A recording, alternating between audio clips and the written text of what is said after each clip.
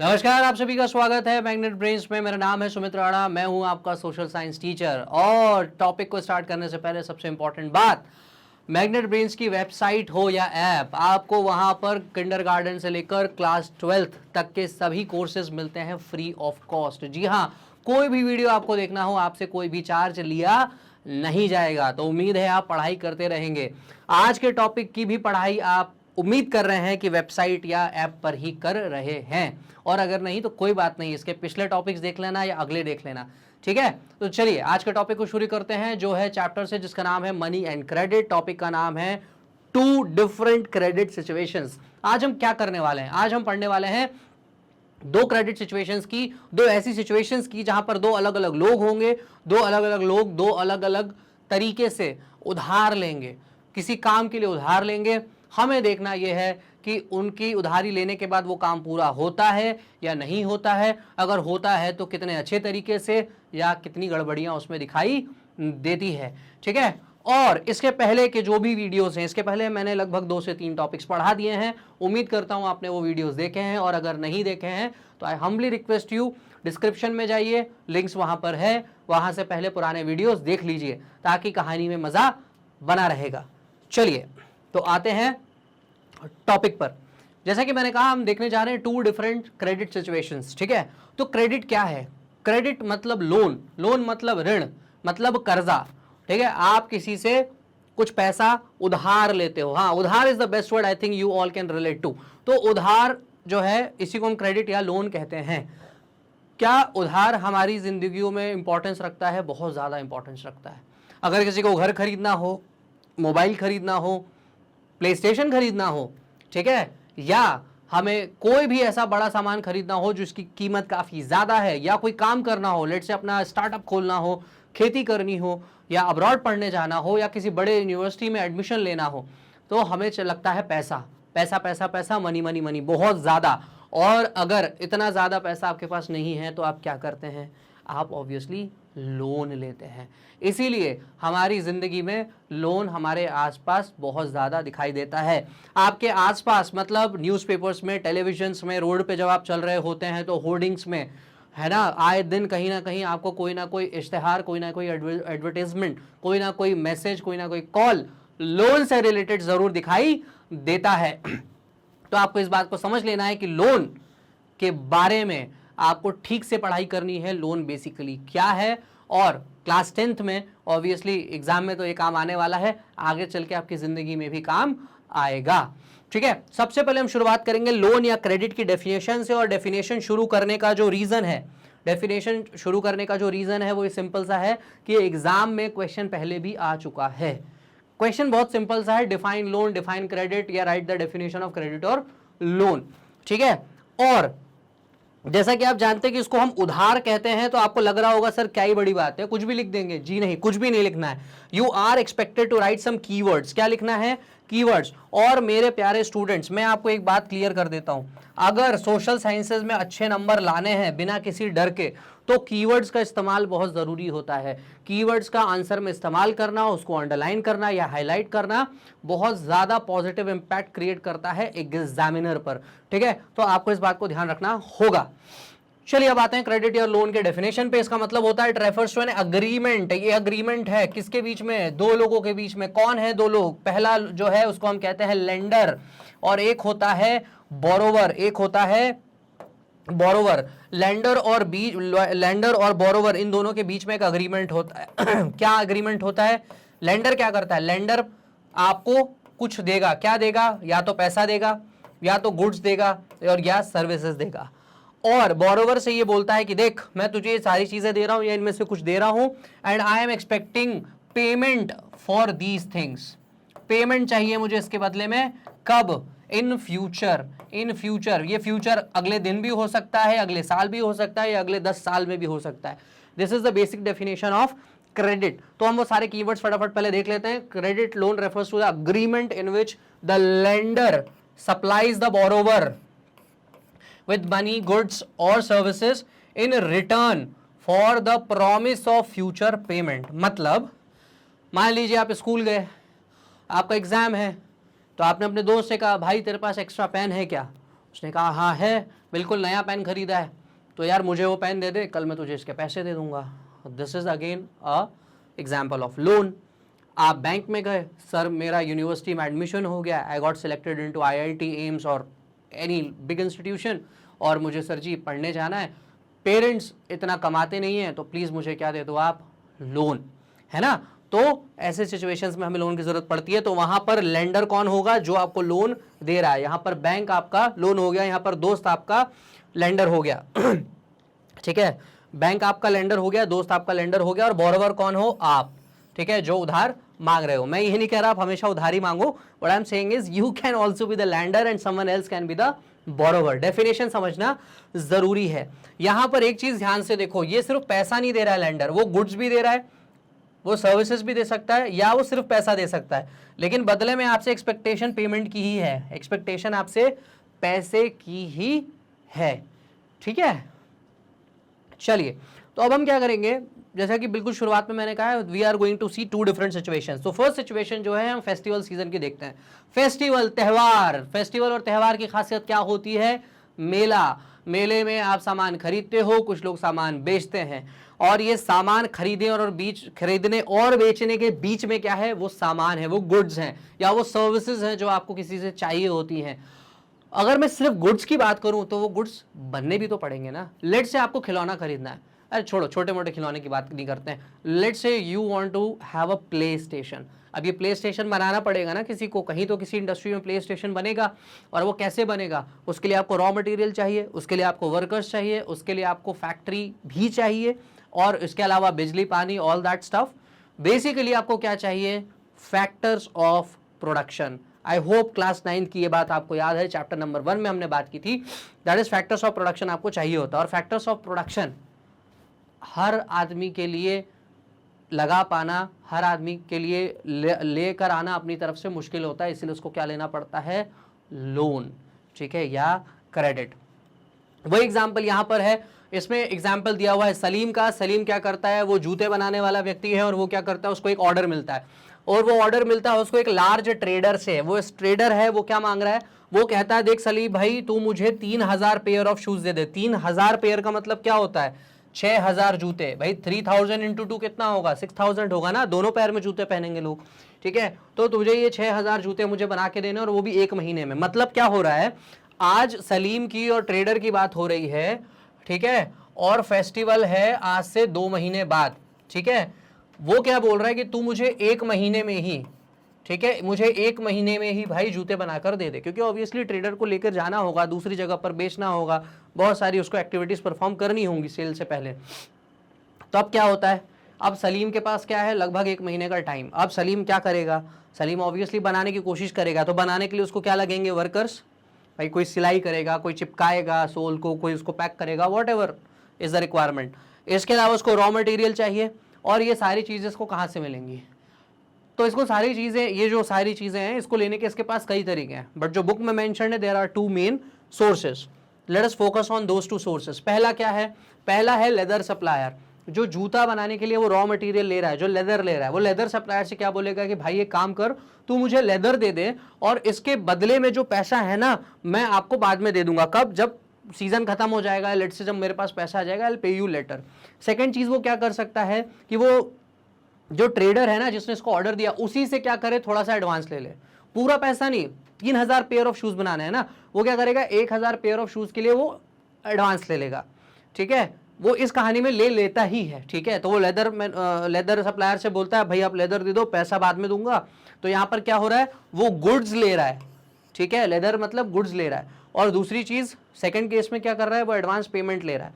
और फाइनली वो क्या करता है, फाइनली वो 1 महीने के अंदर जूते बना लेता है, सारी एक्सपेंडिचर कर लेता है, सारे खर्चे कर लेता है, प्रॉफिट कमा लेता है, और इवेंचुअली जिससे जो लोन लिया था उसको वो चुका देता है। और इन सारी एक्टिविटीज़ के बाद जो हमारा सलीम है वो मुस्कुराता है।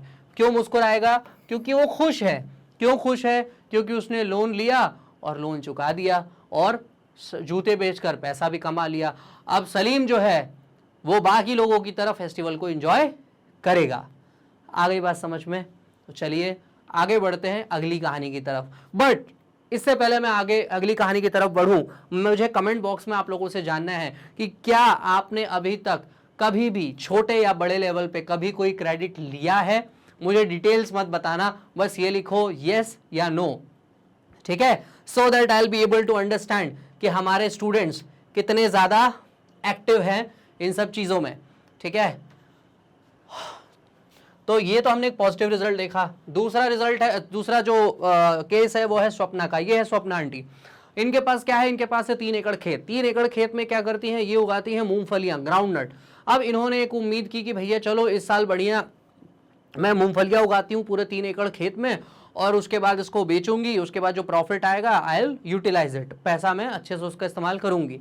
लेकिन अब इनको मूंगफली उगाने के लिए उसकी जो है बीज चाहिए, फर्टिलाइजर चाहिए, पानी चाहिए, और जो भी प्रोडक्शन में जो भी चीज़ें आनी, जो भी चीज़ें लगनी है वो सारा चीज़ चाहिए, और उसके लिए चाहिए क्या, पैसा। तो ये चली जाती है मनी लेंडर के पास।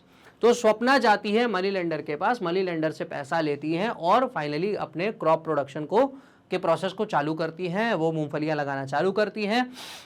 मिड सीजन में ही, सीजन के बीचों बीच में ही जो है क्रॉप में लग जाते हैं कीड़े।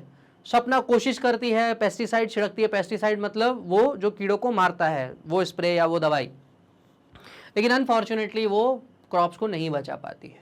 तो क्रॉप हो गए फेल। जब क्रॉप फेल हो गए तो मार्केट में वो कुछ बेच नहीं पाएगी, इनकम ले नहीं पाएगी और लोन चुका नहीं पाएगी।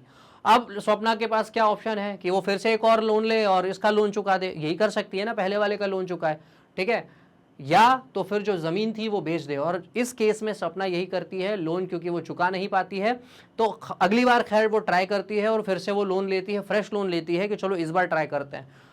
फॉर्चुनेटली उसकी फसल ठीक आती है, लेकिन इतना पैसा नहीं कमा पाती है जिससे कि वो पुराने लोन्स को चुका सके। तो उसके बाद अब फाइनली यही ऑप्शन होता है कि भैया अगला लोन नहीं लेना है, और वो अपनी ज़मीन फाइनली बेच ही देती है। तो यहाँ पर जो कहानी का अंत है वो बुरा हुआ, नेगेटिव तरीके से हुआ, सलीम की तरह नहीं हुआ। अब आपको क्या समझना है, ठीक है, तो अब आपको ये समझना है यहाँ पे, ये देखिए मैं आपको फटाफट बता देता हूँ। What ever I told you, ये सारी चीज़ें यहाँ लिखी हैं कि स्वप्ना एक स्मॉल फार्मर है, वो ग्राउंड नट लगाती है, 3 एकड़ की ज़मीन है। उसके बाद वो लोन लेती है मनी लेंडर से और ये उम्मीद करती है कि भैया मैं जब फसल ठीक होगी तो I will repay the loan. Repay the loan is a good word, as a keyword you can use it in the answers. और उसके बाद क्या होता है, सीजन में क्रॉप में लग जाते हैं कीड़े और क्रॉप हो जाती है फेल, ठीक है। और यहाँ पर वो है एक्सपेंसिव पेस्टिसाइड वगैरह सब ट्राई करती है, लेकिन फिर भी क्रॉप बचा नहीं पाती है और मनी लेंडर का पैसा वो नहीं दे पाती है। और 1 साल के अंदर, क्योंकि आपको पता है अगर आपने कर्ज लिया है तो आपको उसके साथ ब्याज या इंटरेस्ट भी देना पड़ता है। अगर आपने 100 रुपये लिए हैं तो और लेट से उसने कहा मुझे 5% ब्याज चाहिए, तो वो क्या होगा, आपको उसको 100 रुपये तो देने ही, साथ में 5 रुपये और देने, क्योंकि उसने आपको 5 रुपये के इंटरेस्ट पे वो सामान या पैसा दिया था, ठीक है। फिर मैंने आपको जो बताया, स्वप्ना फ्रेश लोन लेती है, उसके बाद वो क्रॉप नॉर्मल तो होता है बट उतना पैसा वो नहीं कमा पा रही है, तो वो कर्ज के जाल में फंस जाती है। फाइनली वो क्या करती है, अपने ज़मीन का एक हिस्सा बेच देती है ताकि कर्ज चुका सके। ये स्वप्ना की नहीं, कई लोगों की कहानी है जो रूरल एरियाज में रहते हैं। रूरल एरियाज में जब जो लोन लिया जाता है वो बेसिकली क्रेडिट या लोन जो लिया जाता है वो क्रॉप प्रोडक्शन के लिए जाता है। क्रॉप प्रोडक्शन, फसल उगाने के लिए लोन क्यों लिया जाता है, क्योंकि फसल उगाने में लगते हैं सीड्स, फर्टिलाइजर्स, पेस्टिसाइड्स, पानी, बिजली, है ना, और इसके अलावा टूल्स, मशीनरीज लगती हैं, वो ख़राब भी होती हैं तो आपको उनको रिपेयर भी करवाना होता है, ठीक है। और ये सारा कार्यक्रम जो है वो 3 से 4 महीने में ही हो जाता है। कौन सा कार्यक्रम, मान लीजिए आपने आज क्रॉप प्रोडक्शन चालू करा, मतलब आपने फसल उगाने के लिए जो प्रक्रिया चालू करी, ठीक है, तो उसमें आप वो पूरा सामान लेकर आए, फिर आपने उसको बोया, फिर फाइनली 3-4 महीने में आप उसको हार्वेस्ट करोगे, मार्केट में बेचोगे, पैसा कमाओगे और फाइनली पैसा लौटाओगे, यही होना है, ठीक है। तो इस पूरी प्रक्रिया में हो क्या रहा है, लोगों का काफ़ी नुकसान कई बार हो जाता है, क्योंकि क्रॉप प्रोडक्शन हर साल एक जैसी नहीं होती है, ठीक है। तो किसान क्या करते हैं, जनरली सीजन से पहले उधार ले लेते हैं और जो है हार्वेस्ट के बाद अपना उधार चुकाते हैं। ये बहुत सिंपल सा ट्रेंड है कि भाई क्रॉप प्रोडक्शन करनी है, उसके पहले आप उधार ले लो, फिर फाइनली पूरी हार्वेस्टिंग हो जाएगी, फसल बेच देना, फसल बेचने के बाद जो पैसा है वो वापस लौटा देना, ठीक है। अब जो है स्वप्ना के केस में क्या हुआ है, failure of the crop made loan repayment impossible. ठीक है, तो जब एक बार क्रॉप फेल हुई तो लोन इम्पॉसिबल, लोन का रीपेमेंट इम्पॉसिबल था। Same happens with thousands and lakhs of farmers in the countries throughout the world।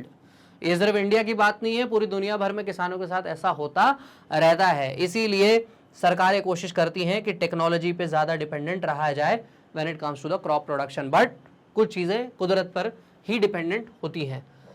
Next, तो यहां पर क्या हुआ था, लोन चुकाने के लिए उन्होंने अपनी जमीन बेच दी। ठीक है, तो लोन में इसमें क्या हुआ, लोन लेने की वजह से सपना फंसी डेट ट्रैप में। इसको डेप्ट नहीं डेट पढ़ते हैं, डेट ट्रैप। डेट ट्रैप का मतलब होता है कर्ज का जाल। जी हाँ, डेट ट्रैप का मतलब होता है कर्ज का जाल, जिसमें फंस गई सपना और उसके जैसे कई किसान हर साल फंस जाते हैं। और इसीलिए आप लोगों ने कई बार न्यूज में देखा होगा कि किसानों ने आत्महत्या की। क्योंकि वो कर्ज के जाल से बाहर नहीं निकल पा रहे थे। ओके,